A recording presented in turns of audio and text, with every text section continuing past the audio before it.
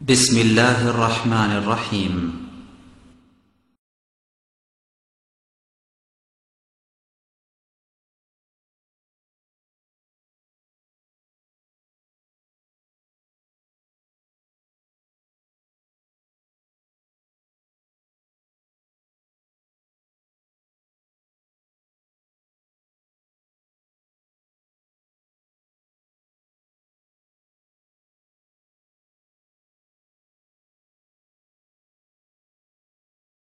إن الحمد لله نحمده ونستعينه من يهده الله فلا مضل له ومن يضلل فلا هادي له وأشهد أن لا إله إلا الله وحده لا شريك له وأشهد أن محمدا عبده ورسوله أما بعد فإن خير الحديث كتاب الله وخير الهدى هدى محمد صلى الله عليه وسلم وشر الأمور محدثاتها وكل محدثة بدعة وكل بدعة ضلالة وكل ضلالة في النار.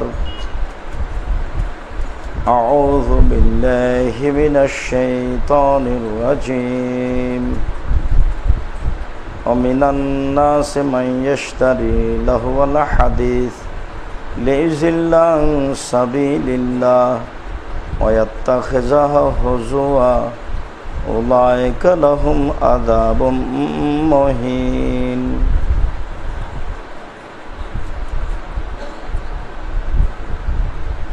عن أبي عامر رضي الله تعالى عنه قال قال رسول الله صلى الله عليه وسلم لا يكونن في هذه الأمة أقوام يستحلون الحرى والحرير والخمر والمعازف. رواه البخاري. عن أبي موسى الأشعري رضي الله تعالى عنه قال قال رسول الله صلى الله عليه وسلم لا يشربن الناس من أمتي ويسمونها بغير اسمها ويعزف على رؤوسهم بالمعازف والمغنيات ويجعل الله منهم ويكشف الله بهم الأرض ويجعل منهم القردة والخنازير. রাহুল বুখারী ও মুসলিম। সম্মানিত মসজিদের মুসল্লি, প্রশংসা আল্লাহর জন্য, শান্তি অবতীর্ণ হোক আল্লাহর রাসূলের উপর সাল্লাল্লাহু আলাইহি ওয়াসাল্লাম। আজ জুমার খুতবায় বক্তব্যের বিষয় গান বাজনা বাদ্যযন্ত্র। গান বাজনা বাদ্যযন্ত্র সম্পর্কে এক গুরুত্বপূর্ণ তথ্যবহল বিবরণের চেষ্টা করব ইনশাআল্লাহুল আজিজ। উল্লিখিত বিষয়ের উপরে কথা বলার পূর্বে আপনাদের সাথে জরুরি দু একটি কথা, যে মানুষ ইচ্ছা করলেই মানুষকে সঠিক পথে নিয়ে আসতে পারবে এই কথা ঠিক নয়। মানুষের ভালো হওয়া নির্ভর করে আল্লাহর ইচ্ছার উপরে। আল্লাহ যেটা চান সেটাই হয়, এই কথাই চূড়ান্ত। এই কথা উল্লেখ করে আল্লাহ তাআলা এক জায়গাতে বলেন, ওমা তাশাউনা ইল্লা আইয়াশা আল্লাহু রাব্বুল আলামিন। তোমাদের চাওয়া চাওয়া নয়, বিশ্বজগতের প্রতিপালক আল্লাহ তাআলা যা চান তাই হয়। মানুষের ইচ্ছা মতো যদি হয় তাহলে মানুষ তার নিজের সুবিধাই বুঝবে।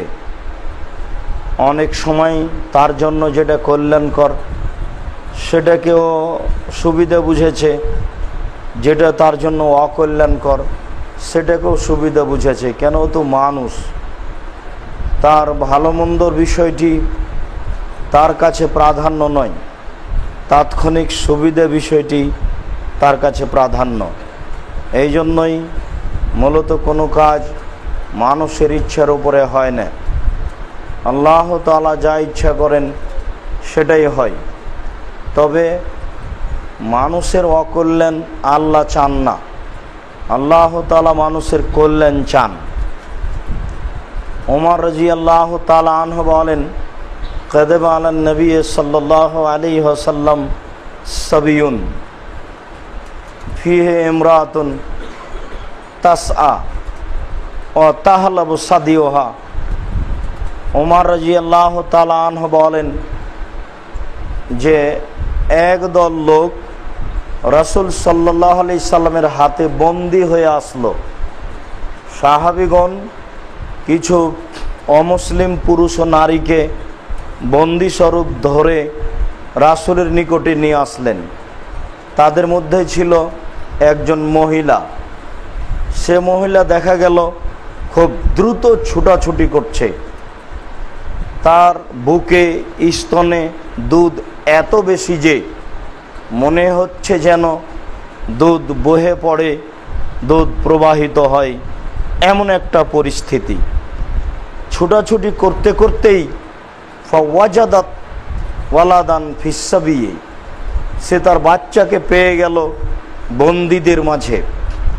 ফাল সাকাতহা বেবাতনেহা, ফাল সাকাতহু বেবাতনেহা, সে তার বাচ্চাটাকে বুকের সাথে জড়িয়ে ধরল, বুকের সাথে জড়িয়ে ধরে দুধ পান করাতে লাগলো। দৃশ্য দেখে রাসূল সাল্লাল্লাহু আলাইহি সাল্লাম বলেন, আরাআইতুম হাল তাতরাহু ওয়ালাদাহা ফিন নারে, এই মহিলা কি তার বাচ্চাকে আগুনে নিক্ষেপ করতে পারে? এটা তোমাদের মতামত কি, তোমরা বলো। সাহাবীগণ বললেন, জি না, এটা অসম্ভব। মহিলা কি তার বাচ্চাকে আগুনে নিক্ষেপ করতে পারে? যে বাচ্চাকে পাওয়ার জন্য খুব ছোটাছুটি করছিল, যে বাচ্চাকে পাওয়া মাত্র বুকের সাথে জড়িয়ে ধরে দুধ পান করতে লাগলো, তাকে আগুনে নিক্ষেপ করা তার জন্য এটা অসম্ভব। তখন রাসূল সাল্লাল্লাহু আলাইহি সাল্লাম বললেন, মনে রেখো, লাল্লাহু আরহামু আলা ইবাদিহি মিন হাজিহিল মারা আলা ওয়ালাদিহা, এই মহিলা তার বাচ্চার উপরে যত দয়াশীল, আল্লাহ তাআলা তার বান্দার উপরে তার চেয়ে অনেক অনেক অনেক বেশি দয়াশীল। মানুষ জানে না আল্লাহ তার বান্দাকে কত ভালোবাসেন, আল্লাহ তার বান্দার উপরে কত দয়াশীল। তাহলে অবশ্যই আল্লাহ মানুষের কল্যাণ চান, অকল্যাণ চান না, কোনো সময়, কোনো সময়তেই নয়। এরপরেও কোনো কাজ আল্লাহ তাআলা মানুষের ইচ্ছার উপর করেন না। কেননা মানুষই মানুষ তার তাৎক্ষণিক সুবিধাকে মনে করে এটা আমার জন্য কল্যাণ, অথচ সেই সুবিধা তার জন্য ভালো কিনা তা সে বুঝতে চায় না বা বুঝার চেষ্টা করে না। আর মানুষই তার সুবিধা ভোগ করতে গিয়ে একদিন যারা খুব শত্রু থাকে, আর একদিন দেখা যায় সে মিত্র বন্ধু হয়েছে। এক সময়ে তাকে শত্রু মনে করেছিল, এখন তার দ্বারা কিছু সুবিধা ভোগ করছে, এই জন্য এখন সে বন্ধু হয়ে গেছে। এটা হলো মানুষের বৈশিষ্ট্য। মানুষ জানে না আল্লাহ তাআলা মানুষের প্রতি কত দয়াবান। আমরা পূর্ব থেকে অবগতিতে একটি বিষয় রাখি যে আবু হুরায়রা রাদিয়াল্লাহু তাআলা আনহু বলেন, রাসূল সাল্লাল্লাহু আলাইহি ওয়াসাল্লাম বলেছেন, ইন্না লিল্লাহি মিয়া রাহমা, নিশ্চয় আল্লাহ তাআলার নিকটে ছিল 100টি দয়া। নিশ্চয় আল্লাহ তাআলার নিকটে ছিল 100টি দয়া। আনজালা মিনহা রাহমাতান ওয়াহিদা বাইনাল জিন্নে ওয়াল ইনসে ওয়াল দাওয়াবে ওয়াল হাওয়ামে, তার একটি দয়া আল্লাহ ভাগ করে দিয়েছেন মানুষের মাঝে, জিনের মাঝে, হিংস্র প্রাণীর মাঝে, পশু প্রাণীর মাঝে। 99টি দয়া তিনি নিজের কাছে রেখেছেন। একটি দয়ার ভাগ পেয়ে গাভী তার বাচ্চাকে জিহ্বা দিয়ে চাটে। একটি দয়ার ভাগ পেয়ে সাপ তার বাচ্চাকে আদর করে ডাকে। একটি দয়ার ভাগ পেয়ে কুকুর তার বাচ্চাকে আদর করে দুধ পান করাই। একটি দয়ার ভাগ পেয়ে মানুষ তার ছেলে মেয়েকে শতবার আব্বু আম্মু বলে ডাকে, আদর করে চুমা খায়, কোলে নেয়। একটি দয়ার ভাগ পেয়ে সারা পৃথিবীর প্রাণী নিজ নিজ সন্তানকে ভালোবাসে। আর আল্লাহ তাআলা 99টি দয়া রেখে দিয়েছেন নিজের কাছে রেখে দিয়েছেন 99টি দয়া। ইয়ারহামু বিহা আলা ইবাদিহি ইয়াউমাল কিয়ামা। এই 99টি দয়া দিয়ে আল্লাহ বিচারের মাঠে মানুষকে ক্ষমা করবেন। মানুষ জানে না আল্লাহ কত বড় দয়াবান, তিনি বিচারের মাঠে আসবেন কত বড় দয়াশীল হয়ে, তা মানুষের জানা নাই। তাহলে অবশ্যই মানুষ যা মনে করে তা নয়, মূলত আল্লাহ তাআলা মানুষের কল্যাণই চান, কিন্তু মানুষ তা বুঝে না। মানুষ বড় অজ্ঞ, মানুষ তার জ্ঞানকে চর্চা করতে চায় না। আল্লাহ তাআলা বলে, ইন্না শাররাদ দাওয়াবি ইনদাল্লাহি লা ইয়াকিলুনা।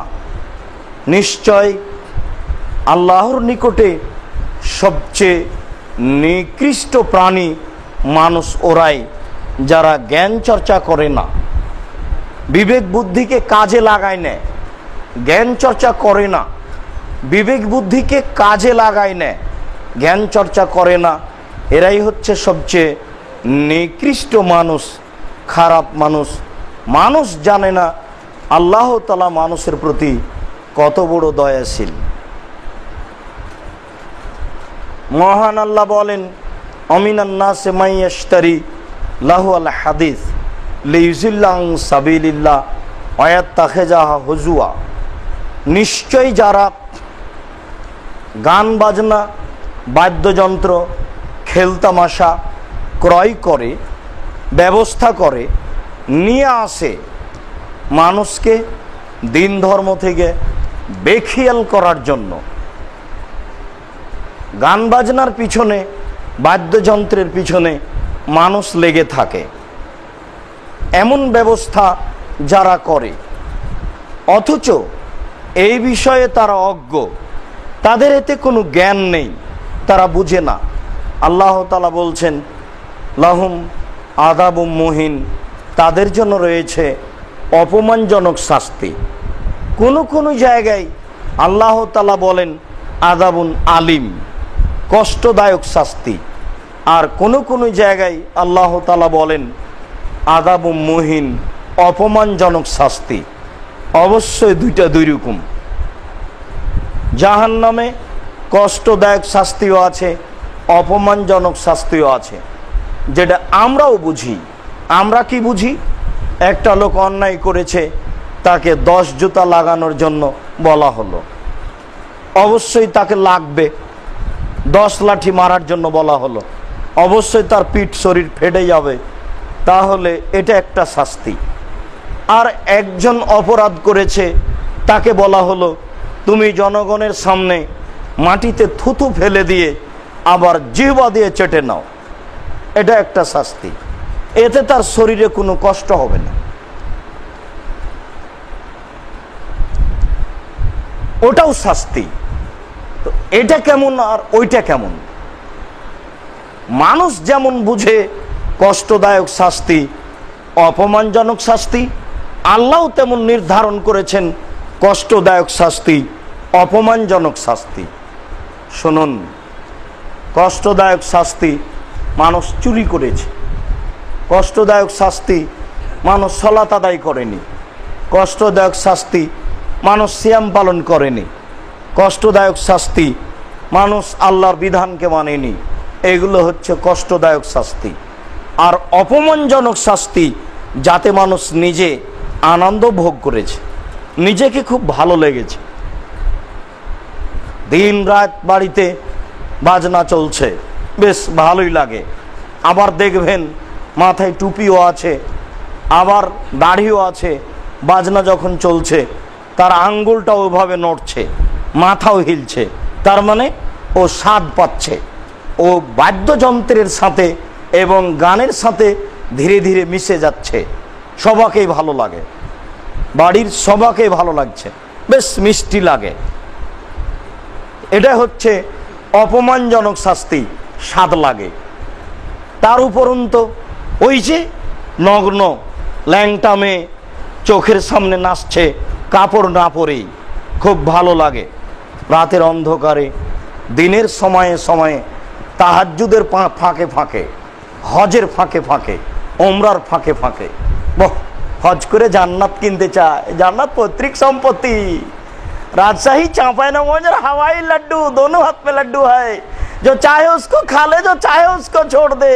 अरे জান্নাত নিজের সম্পত্তি, মাথায় গোবর ঢুকেছে। জান্নাত তো সহজ নয়, জান্নাত পড়ে নাই, জান্নাত খুব টাফ ব্যাপার। জান্নাত তো এদেশের নেতা নেত্রী নয়।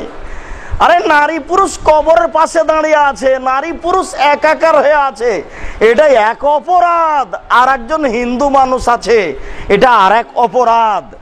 নির্ধারিত দিনে দোয়া করতে এসেছে, এটা আরেকটা অপরাধ। কবরে ফুল চাপানো আছে, এটা আরেকটা অপরাধ। এতগুলি অপরাধ করার পরেও নাকি তারা জান্নাত কিনে নিবে। জান্নাত নিজের ব্যাপার। বাহ, হজের ফাঁকে ফাঁকে বাজনা বাজায়, উমরার ফাঁকে ফাঁকে গান চলে, তাহাজ্জুদের ফাঁকে ফাঁকে কোরআন তেলাওয়াত চলে। জান্নাত কিনতে চায়, জান্নাত হাতের ময়লা পড়ে আছে। মনে রাখা ভালো হবে, এটা অসম্ভব। আল্লাহর বিধান মানুষের নীতিতে চলে না, আল্লাহর বিধান আল্লাহর নীতিতেই চলে। আল্লাহর বিধানকে মজাক করে উপেক্ষা করে জান্নাত কিনা যায় না। জাহান্নাম মানুষের জন্যই তৈরি করা হয়েছে, পশু প্রাণীর জন্য জাহান্নাম তৈরি করা হয়নি। বিচারের মাঠে মানুষের তো বিচার হবে হবেই, পশু প্রাণীরও বিচার হবে। এই কথার অর্থ এই নয় পশু প্রাণী জাহান্নামে যাবে। পশু প্রাণী জাহান্নামে যাবে না। রাসূল সাল্লাল্লাহু আলাইহি সাল্লাম বলেন, লা তুআদ্দুনাল হুকুক ইলা আহলিহা। প্রত্যেক হকদারকে বিচারের মাঠে পূর্ণ হক দিয়ে দেওয়া হবে। আজকে যতই ক্ষমতা প্রয়োগ করেন, যতই শক্তি প্রয়োগ করেন, সেদিন যথাযথ হক হকদারকে দেওয়া হবে। রাসূল সাল্লাল্লাহু আলাইহি সাল্লাম এই কথা বলতে বলতে বলছেন, লিসাতিল জালজায়ে মিনাশ শাতিল কারনায়ে। শিংওয়ালা ছাগল থেকে প্রতিশোধ নেওয়া হবে অশিংওয়ালা ছাগলের জন্য। মানুষের তো বিচার হবে হবেই, পশু প্রাণীরও বিচার হবে। একটা শিংওয়ালা ছাগল যদি একটা অশিংওয়ালা ছাগলকে গুতা মেরে থাকে, তাহলে আল্লাহ তাআলা বিচারের মাঠে অশিংওয়ালা ছাগলকে শিং দিয়ে বলবেন, তুমি গুতা মেরে পরিশোধ করে নাও। অতএব আল্লাহর বিচার অত সহজ নয় যা আমি আর আপনি মনে করছি। সেই দিন বুঝতে পারবো তার বিচার কত কঠিন। বহু জায়গাতে তিনি বলেছেন, আমি কাহার। তিনি বহু জায়গায়তে জাহান্নামের, কিয়ামতের, কবরের পরিচয় দিয়েছেন। বিচারের মাঠের পরিচয় দিতে গিয়ে তিনি এক জায়গায় বলেছেন, আল ইয়াউমা লা তামলিকু নাফসুন লিনাফসিন শাইআ ওয়াল আমরু ইয়াউমাইযিন লিল্লাহ। আজ কোনো মানুষ কোনো মানুষের কোনো উপকার করতে পারবে না। আজ একচ্ছত্র মালিকানা আল্লাহর হাতে থাকবে। আজ বিচারের দিন। আজ কোনো মানুষ কোনো মানুষের কোনো উপকার করতে পারবে না। একচ্ছত্র মালিকানা আল্লাহর হাতে থাকবে। এরই নাম বিচারের দিন। শত আফসোস করলেও 19-20 করা যাবে না। অতএব আল্লাহর বিধানকে উপেক্ষা করে জান্নাত কেনার চেষ্টা করি না, যেন নিজের বিষয়টি নিজে ভাবি। একজনের বিচার আর একজনের উপরে চাপিয়ে দিয়ে বিচারের মাঠে টিকা যাবে না, দুনিয়ায় টিকা যেতে পারে। এটা মানুষের জন্য দুনিয়াতে সহজ হতে পারে, বিচারের মাঠে হবে না। মহান আল্লাহ বলেন, যারা এরকম বাদ্যযন্ত্র খেলতামাশা ব্যবস্থা করে, আনন্দ ফুর্তি করে, তাদের জন্য রয়েছে অপমানজনক শাস্তি। মনে রাখবেন, কষ্টদায়ক শাস্তি এক ধরনের, আর অপমানজনক শাস্তি আরেক ধরনের। দুইটা এক নয়। আবু হুরায়রা রাদিয়াল্লাহু তাআলা আনহু বলেন, রাসূল সাল্লাল্লাহু আলাইহি ওয়াসাল্লাম বলেছেন, ইন্নাল্লাহ তাআলা হারামাল খামরা ওয়াল মাইসিরা ওয়াল কুবা, তিনটে জিনিস আল্লাহ তাআলা হারাম করেছেন। তিনি বলেন, রাসূল সাল্লাল্লাহু আলাইহি সাল্লাম বলেছেন, আল্লাহ হারাম করেছেন নেশাদার দ্রব্য পান করা। বিড়ি, তামাক, জর্দা, সিগারেটগুলো নেশাদার দ্রব্য। যারা পান করে তারা জান্নাতে যাবে না, ওদের উপরে জান্নাত হারাম, যা 1450 বছর পূর্বে রাসূল সাল্লাল্লাহু আলাইহি সাল্লাম সিদ্ধান্ত দিয়ে গেছেন। এরপরে রাসূল সাল্লাল্লাহু আলাইহি সাল্লাম বলেছেন, অল মাইসির, জুয়া খেলায় অংশগ্রহণ করে যারা, তারা জান্নাতে যাবে না। জুয়া খেলায় অংশগ্রহণ করা হারাম। প্রত্যেক যেই খেলাতে টাকার হার জিত রয়েছে সেটাই হলো জুয়া। প্রত্যেক যেই খেলাতে টাকার হার জিত রয়েছে সেটাই হলো জুয়া। নির্ধারিত কোনো খেলার নাম জুয়া নয়। আর যখন টাকার হার জিত থাকে না, শরীর চর্চা থাকে, তখন সেটা জায়েজ হয়। যেমন ফুটবল, ভলিবল, ক্রিকেট, এইগুলো গ্রামের ছেলেরা, স্কুলের ছেলেরা তাদের মাঠে, তাদের গ্রামের কোনো এলাকায় খেলতে পারে, তখন এটা হবে শরীর চর্চা। আর এটা যখন টাকার হার জিতে চলে যাবে তখন এটা হবে জুয়া, যেটাকে আল্লাহ তাআলা হারাম করেছেন, একেবারেই হারাম, টোটালি হারাম। আর আন্তর্জাতিক খেলা যেটা ক্রিকেট, ফুটবল, এগুলো হচ্ছে সবচেয়ে বড় জুয়া। এই জন্যই মনে আছে হয়তোবা সেই কথাটি যেটি বলা হয়েছে যে টিভিতে ফুটবল, ক্রিকেট খেলা দেখা তো দূরের কথা, এর গল্প যেখানে চলে সেখানে বসে থাকাও হারাম। তাদের পতাকা বাড়িতে উঠানো তো দূরের কথা, একটা বাড়ির উপরে অনেক পতাকা, ব্রাজিলের আছে, আর আর্জেন্টিনার আছে, আর পাকিস্তানের আছে। বাড়িতে যারা আছে সবার মাথার ভিতরে গোবর ঢুকে আছে। এরা মুসলমান থেকে বহু দূরে, এরা ওদেরকে চিনে না, নইলে তাদের পতাকা এর মাথার উপরে আসে কি করে? এরা শিক্ষিত নয়, এইসব মানুষই বন্য, এরাই বর্বর, এরাই অসভ্য, যে নিজের পরিচয় জানে না, যাদের ব্যাপারে আল্লাহ তাআলা বলেছেন ইহুদি খ্রিস্টান কখনো আপনার প্রতি সন্তুষ্ট হবে না। আপনি ইহুদি হয়ে যান, মোহাম্মদ আপনি খ্রিস্টান হয়ে যান, তাহলে তারা খুশি হতে পারে, তাছাড়া কোনো দিন তারা খুশি হবে না। এই কথা আল্লাহ বলেছেন। মুহাম্মদ সাল্লাল্লাহু আলাইহি সাল্লাম মুখে হাজারো দিন বলেছেন, খালিফুল ইয়াহুদা ওয়ান নাসারা, ইহুদিদের বিরোধিতা করো, খ্রিস্টানদের বিরোধিতা করো, ইহুদিদের বিরোধিতা করো, খ্রিস্টানদের বিরোধিতা করো। ব্রাজিল কখন মুসলমান হলো? ওরা ইহুদি, ওরাই খ্রিস্টান। ওর পতাকা আমার বাড়ির ওপরে থাকবে মানে ওর পতাকা আমি পেশাব করে দিব। আমি মুসলিম, চিররণবীর মরণকে করি না ভয়। কাপুরুষ, কাপুরুষের সন্তান কাপুরুষ, তোমার লজ্জা থাকা উচিত ছিল। তোমার লজ্জা নেই, তোমার বিদ্যা নেই, তোমার বুদ্ধি নেই। কাপুরুষের সন্তান কাপুরুষ, তোমার লজ্জা নেই, তোমার বিদ্যা নেই, তোমার হিতাহিত জ্ঞান নেই, তোমার মানবতা নেই। পেলে ওর পতাকায় পেশাব করে দিব। আমি মুসলিম, চিরনবীর মরণকে করি না ভয়। মরলে শহীদ, বাঁচলে গাজী, আমার উভয় সমান। মরাও যতটুকু, বাঁচাও ততটুকু, জেল যতটুকু, সেল ততটুকু। সজ্ঞানে কোনোদিন আমি ইহুদির পতাকা মাথার উপরে আনতে পারি না। আমার দেহে যখন শ্বাস থাকবে না, আমার যখন বিবেক থাকবে না, তখন সেটা সম্ভব হতে পারে। দেহে শ্বাস থাকাকালীন তা সম্ভব হতে পারে না, এটা অসম্ভব। কাপুরুষের সন্তান কাপুরুষ, তুমি পায়খানায় পড়ে গেছো, এই কথা যদি ব্রাজিল শুনতে পায় তাহলে একটা অট্ট হাসি দিবে। আর যদি তোমাকে পাশে পাই তাহলে আরো 3 বালতি পায়খানা তুলে তোমার মাথায় দিয়ে দিবে। তুমি চিনো ওকে? ও ইহুদি, ও খ্রিস্টান। তুমি চিনো না তাকে? তুমি খাওয়ার পায়খানা করো, খাওয়ার পায়খানা করো। তুমি একটা অপদার্থ, তুমি মানুষ নও। এই জন্য আল্লাহ তাআলা বলছেন, যে কালানাম, ওরা মানুষ নয়, ওরা পশু। আল্লাহ বলছেন ওরা মানুষ নয়, ওরা পশু, ওরা মানুষ নয়, ওরা পশু। এই কথা বলতে বলতে আল্লাহ থামলেন না, আরো বলছেন যে বালহুম আযাল, ওরা পশুর চেয়ে খারাপ। তো পশুর চেয়ে খারাপ কি হতে পারে? পশুই তো কুকুর, পশুই তো শ্রীগাল, পশুই তো শোর, পশুই তো গরু ছাগল। তো এর চেয়ে খারাপ কি আছে এটা তো বুঝলাম না। আল্লাহ বলছেন যে ওর চেয়েও খারাপ। তার মানে মানুষের খারাপটা আল্লাহ বলতে বলতে বলতে এত দূরে চলে গেছেন যে যার নিচে আর কোনো ভাষাই নাই। মানুষ এটা করতে পারে। রাসূল সাল্লাল্লাহু আলাইহি সাল্লাম বলেন জুয়া খেলা হারাম। প্রত্যেক যেই খেলাতে টাকার হার জিত রয়েছে সেটাই হলো জুয়া। তিনি বলেন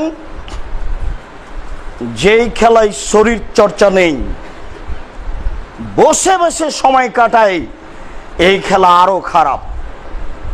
মান লাইবাবে নারদেশির ফাঁকা দাঁত খালায় আদাহ ফি দামে খিনজির। কেউ যদি চৌসার, ছক্কা, লুডু, দাবা, পাঞ্জা, ক্যারাম বোর্ড, তাস, গেমস এই ধরনের খেলায় অংশগ্রহণ করে তাহলে সে তার হাতকে শুকুরের শোরের রক্তের মধ্যে ডুবিয়ে দিল। মুসলিম, আমি অনুবাদক, আমি তার মুখের ভাষা অনুবাদ করে শোনাচ্ছি, যেটা তিনি 1450 বছর পূর্বে আরবি ভাষায় বলেছেন। তিনি বলেছেন মান লাইবাবে নারদেশির, কেউ যদি নারদেশির খেলায় অংশগ্রহণ করে, নারদেশির চৌসার, ছক্কা, লুডু, দাবা, পাঞ্জা, ক্যারাম বোর্ড, তাস, গেমস এই ধরনের পৃথিবীতে যত খেলা আছে এখন কিয়ামত পর্যন্ত যত তৈরি হবে, যাতে শরীর চর্চা নেই, এমনিতেই বসে সময় কাটাই, এই খেলায় যদি কেউ অংশগ্রহণ করে তাহলে সে হাতকে শুকুরের শোরের রক্তের মধ্যে ডুবিয়ে দিল। ইসলাম কাউকে বসে থাকতে দিবে না যতক্ষণ পর্যন্ত কাজ করে খেতে পারে। তাই বৃদ্ধ বাপ চলতে পারে, কাজ করতে পারে, ওই পিতা বাপ ছেলের খেতে পাবে না, ওকে নিজে কাজ করে খেতে হবে। ব্যবসা করবে, বাণিজ্য করবে, ছোট করবে, বড় করবে, দিন মজুরি করবে, যেদিন কাজ করতে পারবে না সেদিন ছেলে। তার আগা পর্যন্ত কোনো পিতা কোনো ছেলের খেতে পাবে না। ইসলামে কাউকে বসে খেতে দেয় না, নিষেধ আছে এটা। আর এমনিতে একটা কথা আছে, বসে খেলে রাজার ভান্ডার খায়। বসে খাওয়ার কারোর সুযোগ নাই দুনিয়াতে। এই জন্য এই ধরনের বসে থেকে সময় কাটানো যাবে না। হয় কাজ করতে হবে, না হয় কোরআন তেলাওয়াত করতে হবে, তাসবিহ তাহলিল জিকির আজকার করতে হবে। 5 ওয়াক্ত সালাত আদায় করেন, দিন মজুরি করে খান, বাস জান্নাত হবে, কোনো সমস্যা নেই। তাহাজ্জুদ পড়া লাগবে না, জান্নাত পাওয়ার জন্য তাহাজ্জুদ লাগবে না। একটা লোক এসে বলছেন যে আল্লাহ রাসূল আমাকে একটা জান্নাতের কাজের কথা বলেন তো, যে কাজ করলে আমি জান্নাতে চলে যাব। তখন আল্লাহ রাসূল বলছেন যে 5 ওয়াক্ত ফরজ সালাত আদায় করবে, যাকাত ফরজ হলে দিবে, রমজানে সিয়াম পালন করবে, পারলে হজ করবে। এই কিছু বলতেই এইবার লোকটা চলে যাচ্ছে আর বলছে ওয়াল্লাহি লা ইয়াজদাল হাজা ওয়ালা আনকুসু মিনহু, ওয়াল্লাহি লা ইয়াজদাল হাজা ওয়ালা আনকুসু মিনহু। আল্লাহর কসম এর চেয়ে কম করব না, এর চেয়ে বেশি করব না। আল্লাহর কসম এর চেয়ে কম করব না, বেশিও করব না। আল্লাহর কসম এর চেয়ে কম করব না, বেশিও করব না। তখন রাসূল সাল্লাল্লাহু আলাইহি ওয়াসাল্লাম বলছেন মান সারফা ইয়ানজুর আলা আহলিল জান্নাহ ফালয়ানজুর আলা। এই শোনো, কেউ যদি জান্নাতি দেখতে চাও তাহলে একে দেখে নাও। এই যে জান্নাতে চলে গেছে, সিদ্ধান্ত আগে, এখনো মরেনি। আল্লাহ রাসূল বলছেন জান্নাতে চলে গেছে, এই সুন্নাত পড়বে না। তাহাজ্জুদ তো বহু দূরের কথা, দিন মজুরি করে খান, যেটুকু সময় আছে সেটুকু তাহাজ্জুদ আপনার কোরআন তেলাওয়াত করেন, তাসবিহ তাহলিল জিকির আজকার করেন। আড্ডা পিটলেন কেন? নারী কেন চোখের সামনে ল্যাংটা হয়ে নাচে? জি, নারী কেন চোখের সামনে ল্যাংটা হয়ে নাচে? তাহাজ্জুদ দিয়ে জান্নাত কিনছে, ভুল হিসাব, ঠিক নয়। তিনি বলেন অল কুবা বাদ্যযন্ত্র খেলতামাশাকে আল্লাহ হারাম করেছেন।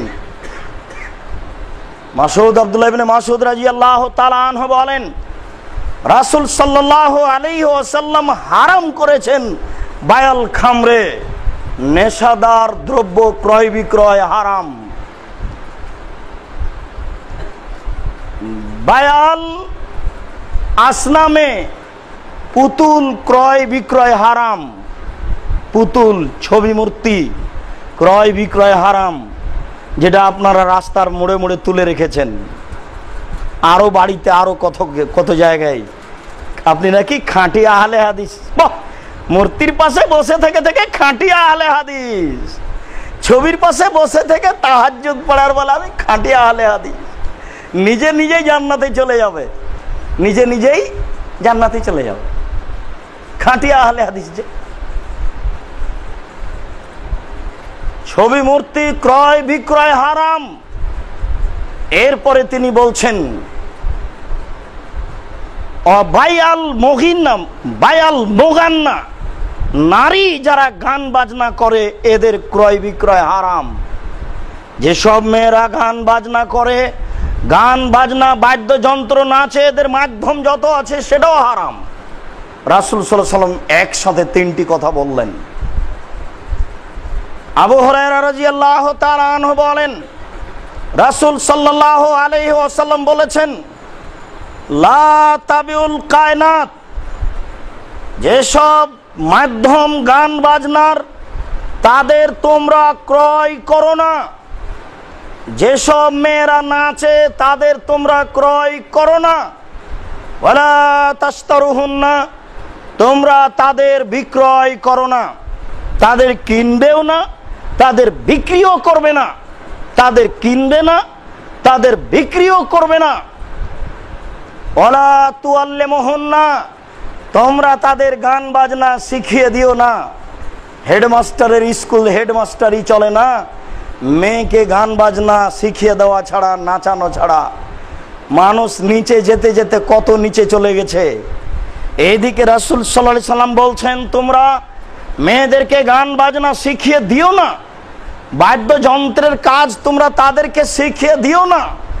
আর হেডমাস্টারের হেডমাস্টারই চলে না বাদ্যযন্ত্র ছাড়া, মেয়ে নাচানো ছাড়া। এর পরের বাক্যে রাসূল সাল্লাল্লাহু আলাইহি সাল্লাম বলছেন, ওয়া সামানুহুন্না হারাম, এর মাধ্যমে যত টাকা উপার্জন হবে সবই হারাম। এই জন্য তো দোকানদার সাহেব আপনাকে বলেছিলাম, যেই দিন আপনি টিভি তুলেছেন দোকানে, সেদিন থেকে নিয়ে যত টাকা ইনকাম হয়েছে সবই হারাম।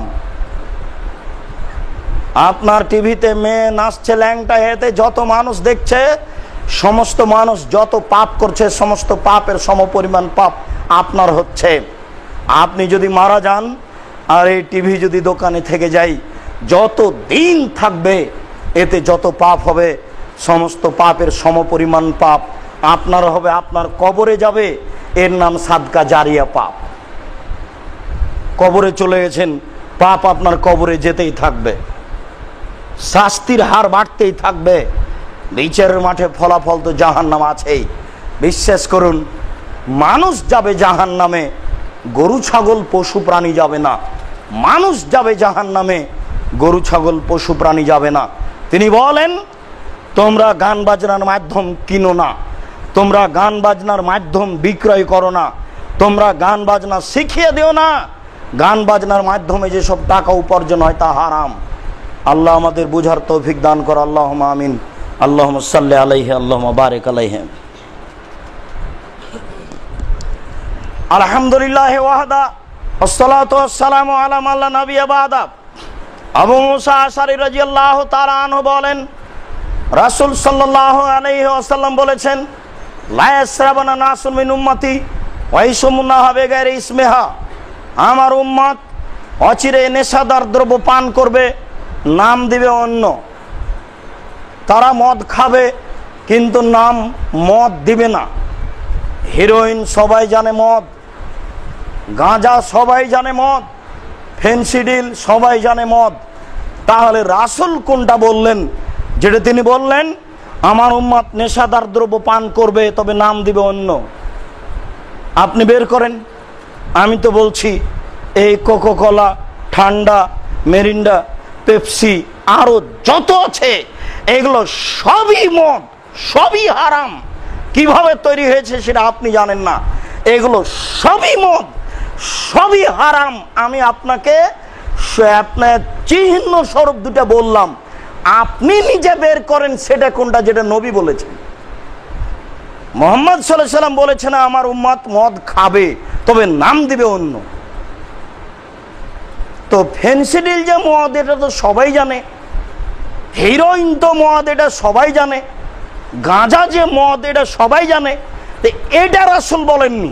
রাসূল সাল্লাল্লাহু আলাইহি ওয়াসাল্লাম আরেকটা বলেছেন যেটা মানুষে মদ বলে না তবুও খায়, সেটা আপনি বের করেন। আপনাকে আমি একটা পরামর্শ স্বরূপ এটা দিলাম, আপনি নিজে নিজে বের করবেন। সন্ধ্যা হতে হতে হতে খাতা কলম নিয়ে 10টা বের করবেন। আছে আপনার বাড়িতে, কাছে আছে, দোকানে আছে, বের করতেই হবে।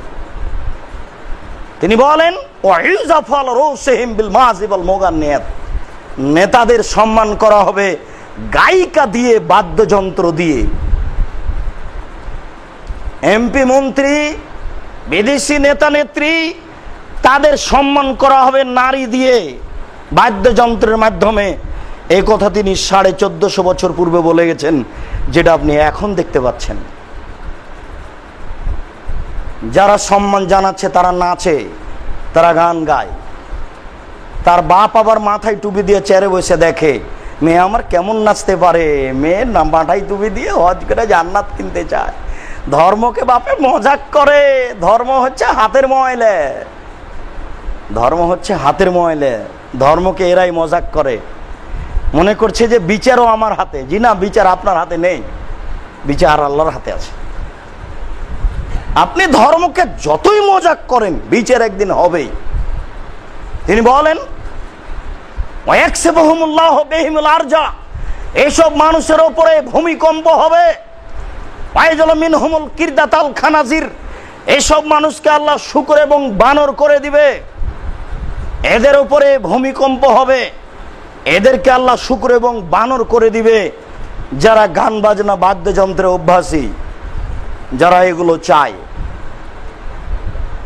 আবু আমির রাদিয়াল্লাহু তাআলা আনহু বলেন রাসূল সাল্লাল্লাহু আলাইহি ওয়াসাল্লাম বলেছেন একুনু মিন বাদি আকওয়াম, আমার পরে কত মানুষ অচিরে আসছে, ইস্তাহিলুনাল হেরা, যারা জেনাকে হালাল মনে করবে। জেনা তেমন বড় পাপের কাজ নয়। এক বিবাহকে লক্ষ্য করে শত শত জন জেনা করছে। শ্যালিকার সাথে, ভাবির সাথে জেনা করা কোনো পাপের কাজ নয়। বান্ধবীর সাথে জেনা করা কোনো পাপের কাজ নয়। একদিন মোবাইলে কথা হলে তার পরের দিন জেনা, কোনো সমস্যা হয় না। তিনি বলেন আমার উম্মাত জেনাকে হালাল মনে করবে। হেরাওয়াল হারিরা, রেশমি কাপড়কে হালাল মনে করবে। অল খামরা, নেশাদার দ্রব্যকে হালাল মনে করবে। অল মাসিফ, গান বাজনা বাদ্যযন্ত্রকে হালাল মনে করবে। গান বাজনা বাদ্যযন্ত্র আমাদের কাছে ভারী নয়, পাপের কাজ বলে মানুষ মনে করবে না, যেটা এখন স্বাভাবিক। দিন রাত মোবাইলে গান বাজনা চলছে, বিবাহের নামে বাড়িতে বাদ্যযন্ত্র চলছে, মাথায় টুপি ঠিকই আছে। প্রতি বছর হজ, প্রতি রমজানে উমরা। আমার উম্মাত গান বাজনা বাদ্যযন্ত্রকে হালাল মনে করবে। সেটা এটা, যেটা আমি আপনি করছি সেটা এটা, যেটা রাসূল সাল্লাল্লাহু আলাইহি ওয়াসাল্লাম বলেছেন। তাহলে এটা হতে পারে কি করে? রাসূলের কথাকে তুচ্ছ মনে করে তাহাজ্জুদ পড়ে জান্নাত কেনার হিসাব ঠিক নয়। আব্দুল্লাহ ইবনে আব্বাস রাদিয়াল্লাহু তাআলা আনহু বলেন রাসূল সাল্লাল্লাহু আলাইহি ওয়াসাল্লাম বলেছেন লা ইবাইয়াতান্না কওমুন মিন হাযিহিল উম্মাহ আলা তামিন ওয়া শারাবিন ওয়া লাহাবিন, অচিরে আমার উম্মাত রাত অতিবাহিত করবে খাদ্য নিয়ে, মদ নিয়ে, গায়িকা নিয়ে।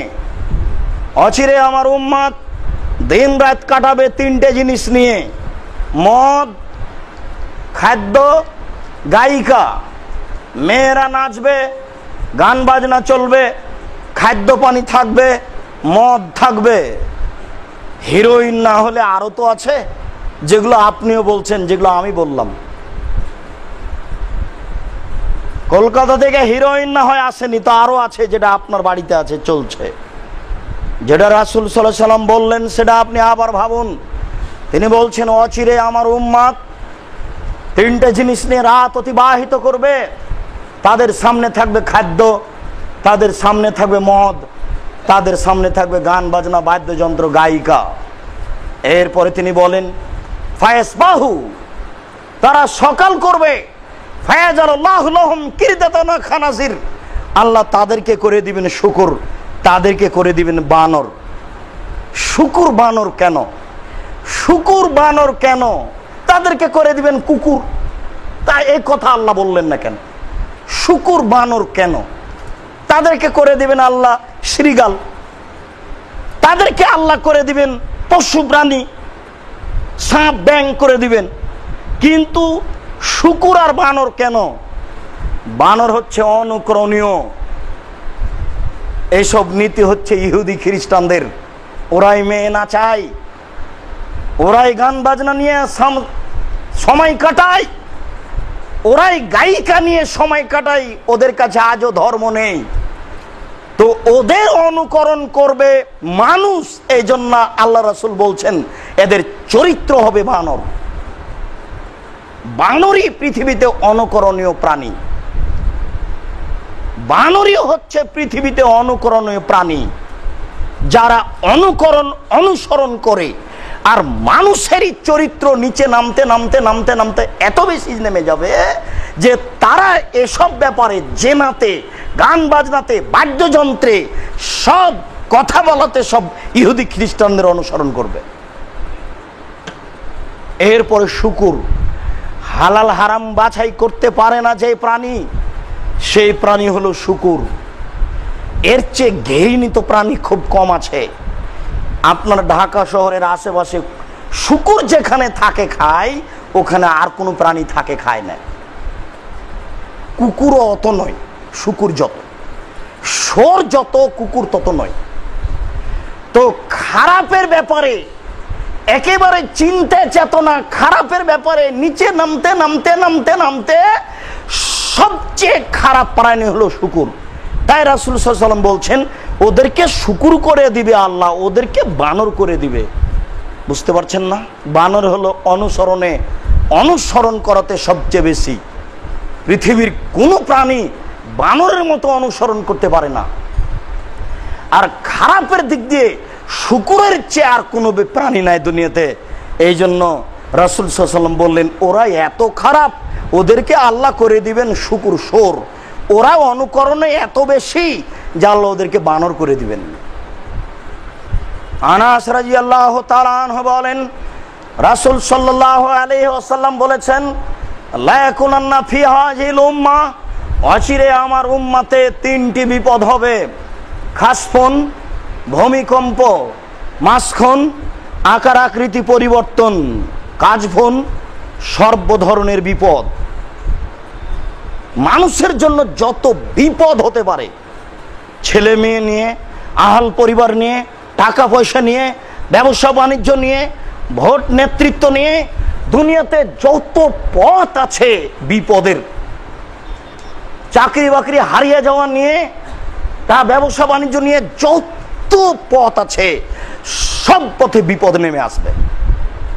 মাদ্রাসা, মক্তব, মসজিদ, সব জায়গাতেই, সর্ব জায়গাতে বিপদ নেমে আসবে।